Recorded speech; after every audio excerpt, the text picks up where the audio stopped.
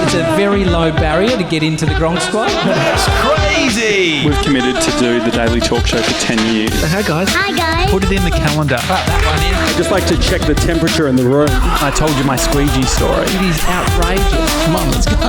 It's the Daily Talk Show, episode 1019. It is the Tom and Josh show. The Daily Talk Show. Well, so the joke is that the Fox, 1019. which is a radio station that I worked at, 1019, the Fox, interesting fact, once when I weighed 101.9, I took a photo of my scales and later found out that when I sent it around to everyone, it had my cock reflecting because I was obviously nude when I was doing that. Which was clearly where all the weight was coming from because it was huge. Thank you. Hey, yeah, thanks, CJ. Thanks for the compliment on the huge cock. I've just got a hot water bottle, which is Jess's. Yeah. We've got a shoot tomorrow that requires it of us. No, I think Jess actually got that for herself. Really? Is this? Did we get another one as a prop? We're going. The client's bringing them, but Jess is inspired because she's got hot water bottles on the mind. Well, I was going to say, at my house, it's got 2 stories, and the heater works very well upstairs. Doesn't work as well downstairs. And I've been going upstairs. Yeah, but I've been thinking a lot about temperature and whether we want to like sleep upstairs or downstairs. The idea of being warm whilst you sleep. I'm trying to work out whether that's something that I want so I can be cozy, or whether I actually have night terrors. It's too annoying if it's too hot. Mm-hmm. We end up having the aircon on in the lounge room pushing through that comes into our bedroom. If that's on all night, it's stuffy as hell. I think this could be a good scenario. Like a good solution is the hot water bottle. And I was asking you, where did the hot water bottles, where did they go? I mean, they were around when we were young a lot. Mm-hmm. I'll have you that. I remember there were the classic kind of crusty tip on it. Talking about yourself again? Turn in the crusty tip, hot. I actually don't understand the crusty tip. So because of the rubber, the older they got, I just remember, and if you're with me, it's bringing back childhood memories, like of an old water bottle that you'd tighten up and it might just be kind of cracking a little bit. They were very big when we were young. We had probably maybe 3 or 4 in the house, and then it moved to wheat bags. I was going to say, I feel like that has replaced the hot water bottle. Dude, if you think about it, having the chance of it opening up, which I've never had it, but you don't want it to sort of spill out any hot liquid. Yeah. But there is something nice. It's like a heater versus an old fire, like inside. There is something that is... It is the potbelly stove of the heater systems. And so you think this is more premium than a... That's old school, like a fire in a house. Yeah. And the with the danger. Wheat bag is AC, like a unit split system. I feel like the heat bags, the wheat bags tend to hold more moisture or something. Like I've felt that sometimes it can feel a little... I know what you mean. Moist. The way a microwave has to work is through heating up any liquid that is remaining. And so the idea with this is this a kettle, like a hot water kettle situation where you put water in that way? Yes, mate. Okay. Well, no, asking how you fill up a hot water bottle? Yes. I didn't know whether no one's putting them in microwaves. Oh, no. No. You can see why you'd think that. It's rubber. I had an ex-girlfriend many years ago and I went to her place and her sister had taken the kettle, put it onto the stove, turned it on, the flames, it wasn't meant for the stove. Just melted the bottom.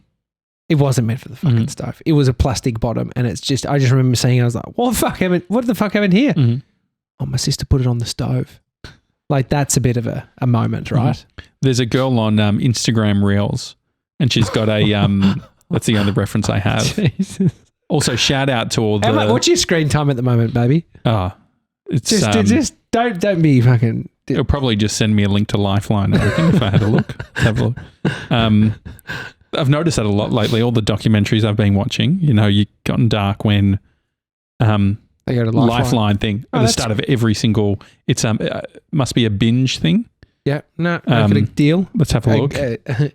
Relationship. Let's have a look at yesterday's screen time. Why that was because that was in a hole. Yeah, really. It was a good one where it's like Bree went out doing stuff with a friend. Yeah, and then I just scrolled. Oh, took your pants off. I got to the point where Instagram was showing me reels I'd already seen. It's almost like a test. I think they were testing me because like they love people using their platform, but they were concerned about your consumption. So what was it? 7 hours and 11 minutes yesterday. Okay. Yesterday I went on to my Qantas app because I want to go to Queensland later in the year. My brother's going up with his family. My mum's going up with dad. And so we're like, oh, this is great. Points can get you really far now. Like seems is that real? Yeah. Like 100,000 points got my brother two kids, 2 adults return or something good. crazy, and he pays great. a little bit. Anyway, I was like, fuck, I have like 40 to 50,000 Qantas points. I jumped on. I'm like, where the fuck are they? You gave them to your dad? No. They expired 1st of May. Oh, that's annoying. Did you contact them? Surely I can get those back. Like, haven't been able to fly in a year. There was like a year off for most people. And then, do you think I could get them back? Do you think I could call up and say, look, I was just about to book our family. My wife's, just create a story. Say things. Yeah. Don't lie. I don't want to lie. I don't want to make up anything, but I'm just like, my wife's just say lots of things. Business, podcast is done. They'd be like, mate, sorry, this is not Lifeline. This is Qantas. They could also say that throw us a lifeline. I'll say that. They've probably had a hard 12 months anyway. Yeah, but I mean, this is just numbers in a computer that have. Well, flights are cheap in general. That's the other part of it. True, but I've not cheaper than points. So the only way you get points usually is by spending money or having someone give them to you, like your mum, which mum gave them to me. She's pissed. Because they expired. So George is off today. Everyone will be here on Friday celebrating the last episode, Jess and GB. Jess is here. Hi, Jess. She's Jess. She's smiling. So George said he would get us something, a team gift from Australia Post. Which, Australia Post is going to send your family member who lives in the UK, and there's a bunch of these little knickknacks that you can easily whack into a box and post it from there. So you can almost decide on the present as you get to the post office, and George has done that today. Yeah. It was a great idea, to be honest. I thought it was going to be food related. Well, that's because you're hungry, and so was I. Yeah. I asked that exact same thing. No, but I just want a sweet. So what he's gotten us is Jess is passing over the pineapple. I won't have the pineapple. It's a made in China extendable massage roller.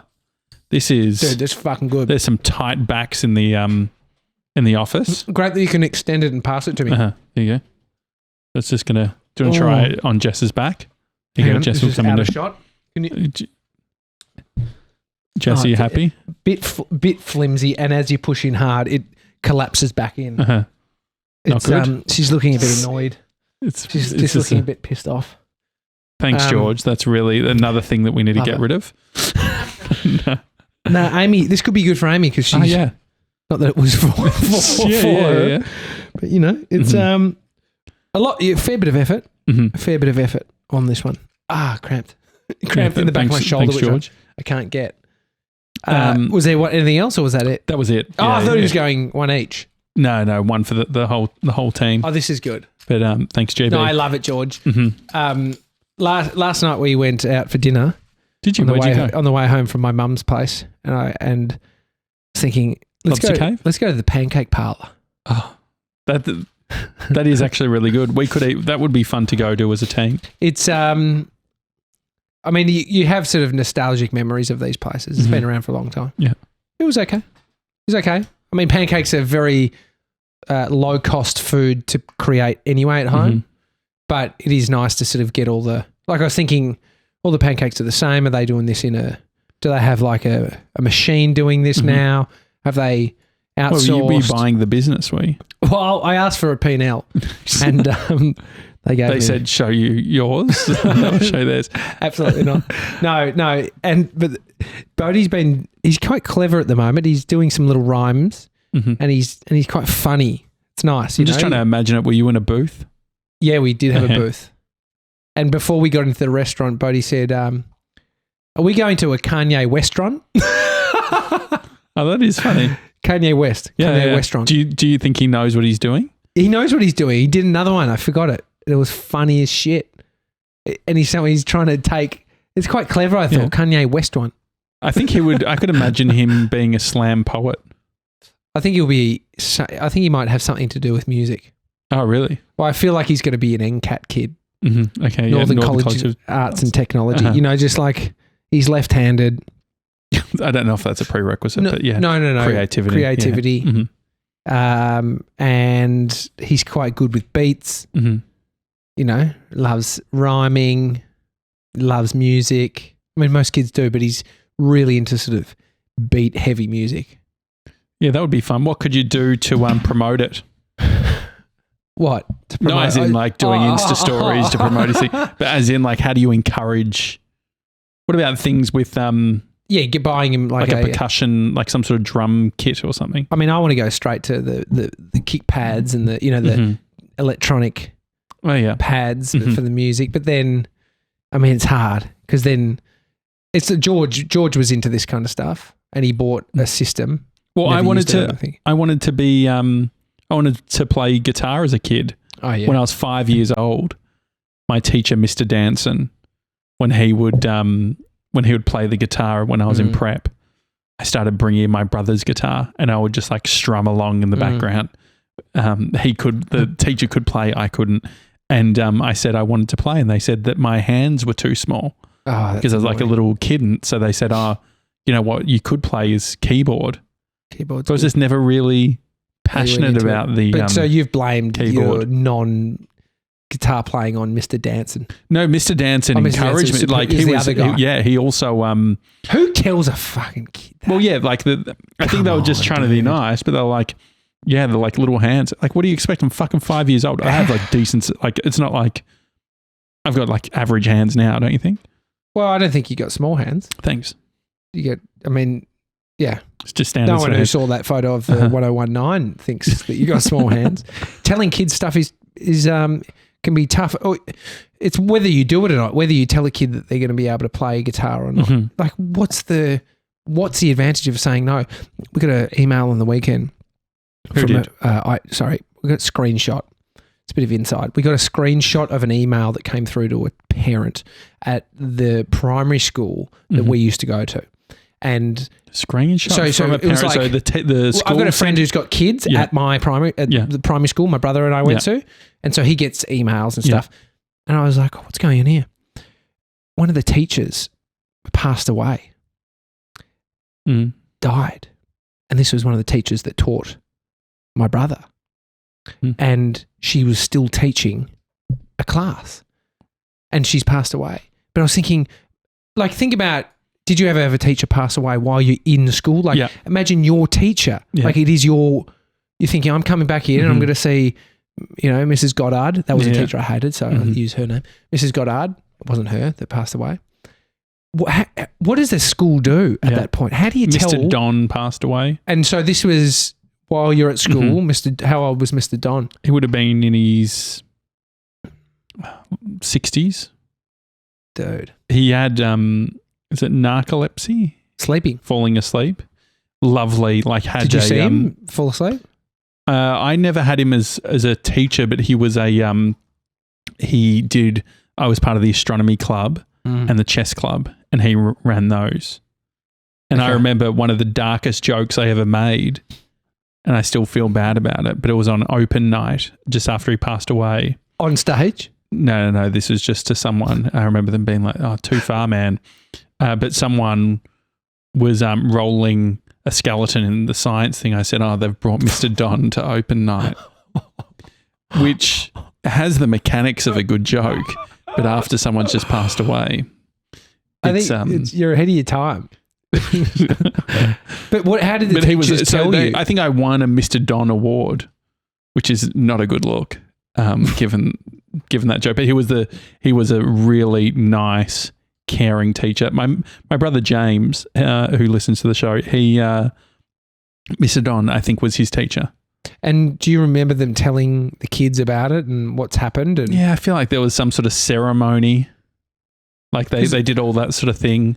Yeah, but I mean, trauma, like, or like crazy things like that happening at school. with kids and managing emotions, I mean, you can't without not. So how do you you can't not tell the kids? You need to be You just worry that there's not going to be honesty. It's like, oh, they've gone to a better place, or No, for young we were like, kids. so it was high school, like year 8. Yeah, I mean, these kids are grade 1, dude. Yeah, They're grade 1. yeah, teacher. that's very hard. So hard.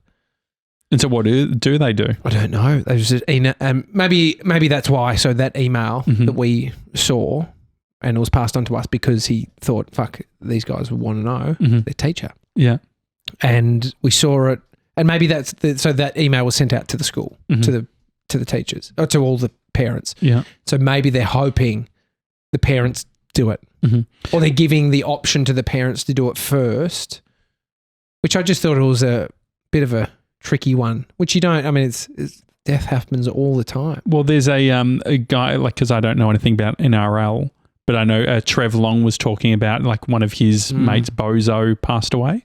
Don't know anything about this it. Was I think he very a player. recent. Yeah, it was on the weekend. Yeah. But there was some of his friends found out, like, whilst they were live on air. I saw the clickbait article for it. Did you watch it? Yeah, I did. Yeah. And it is shocking. Like, it is shocking. Imagine being in a live broadcast and then having on in your ear an auto cue or whatever, like, your mate has passed away now. What's happened? What was the reaction? They were like, like, fucked up. Like, imagine, you find out someone passed away and then you've just got to, like, talk about, like, the guy who seemed closest was like, I literally saw him at the Woolworths 2 months ago and we were chatting and, like, but it's so interesting seeing how everyone, like, it's a very bizarre thing. Think about how personal responding to something like that is, and then think about doing it on live TV. Oh, fuck that, dude. If they're actually your friend, if they're actually your close friend, you don't want to be in that position. No. I'd just be like, sorry, I've got to go. But maybe there's something in the professionalism that is numbing the acceptance of it, which is getting you through it. But then you don't want to have to do that either. What do you think about you having some more pineapple? Don't mind it. It's quite it is a good pineapple. And you're putting it back into the container that we're all sharing. Into the corner. Parenting, heard someone say, thing with parenting, you just got to be honest. The kid asked how babies are born, so they explain the whole thing. Yeah. Thoughts with when it comes to death and that type of thing. Bodie's he's been curious. And so you don't know to the extent of their understanding of death. So they can, because we don't know what happens. So you speak for yourself. I've got it all dialed in. No, but if what happens after death, no one knows. I mean, if you're highly religious, there's good story to sort of wrap around it when you're telling your kids. But when you're trying to answer honestly about its life stopping, and so how do you go? It's a tricky area. So you have to. I don't have a baked in answer, but it's about what is asked. I guess so if you it's can be similar answering what is asked, then you can sort of, what happens? We don't know, but everyone passes away. And we're talking about, Bodie was asking my mum about her dad and something like that, and mum was then talking about that, and then Bodie's talking to us about death. It really was on his mind a bit, which is, it's bizarre. I mean, does he like news? What do you mean? Like, I liked news growing up. He's 4. You like news at 4? Yeah. Fuck, you're a weird dude. Yeah, no, news, cooking shows. I don't know if it was 4, dude. I don't know if it's 4. Yeah, I love news. I wish I could guarantee it, but I don't think it's like, if you think about Bodie now, he loves cartoon. Like, they just want the stimulus. Wasn't a real cartoon kid. Like, if a friend came over and put on Cartoon Network, I was like, grow up. Dude, I tell you what, if I show Bodie a photo of Donald Trump and say, who is this? Donald Trump. Oh, really? Who's this? Kanye West. And who's this? That's Sam Harris, meditation man. Oh, really? He knows who Sam Harris is? No joke. Oh, that's big. He knows all these things. Mm-hmm. He's so observant. Yeah. They're just little sponges. Mm-hmm. It's funny, like when you are around, like think about the people that are close to you and the things that they end up learning just because they're close to you. But if they weren't, let's like Brie with golf. Oh, yeah, people at her work thought that she'd play because she's just all of her stories are golf stories. Bodie was playing with Jessie, a doll from Woody. From Toy Story. Toy Story, yeah. He said Jessie, like Jessie Lucas. That's cute. So he's got Jessica Lucas on the brain. Mm-hmm. Anyway. I was thinking on Sunday, I got a couple of nice messages. People saying enjoy your last week of doing the show. It is quite strange, isn't it? Mm.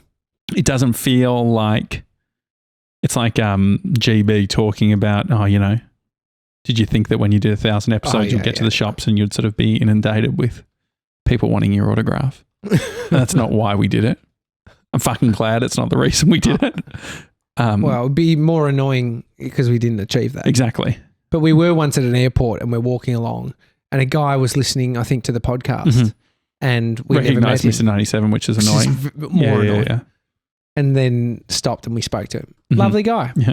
Lovely guy. Yeah, that was nice. Yeah. But no, it does feel strange to think that on Friday and tomorrow we've got a big shoot day. Big shoot day. So we'll end up doing the show at 5:30 p.m. You know things of...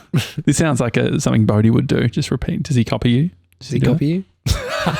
No, we have fun doing it to each other. Sometimes I want to hear his voice if he's like got a little cough or I want to hear him speak or something. I want to hear like if I'm trying to listen for a wheeze, but then he loves getting into the copy mode.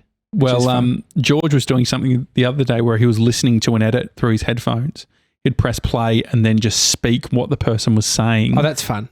Very hard to do. Very, very hard to do. Yeah. There was a thing that I did in a TV presenting course where we had an earpiece in and we were told that exact thing. Oh, really? Oh, really? So you have to hear it, but you need to try and say it just as it's being said. So if you want to try it, you can feed me some lines and I've got to say it just as it's coming through. I'm shocking at that. Okay, you ready? Okay, you ready? If I was to go anywhere on a holiday, it would have to be Tasmania. It's actually more distracting for me. Can you try and I'll try? Once I was a rabbit. But once I then was not. No, is that guy who's having a meltdown live on air? Try again. Hang on. Wait, we'll do it again. Go.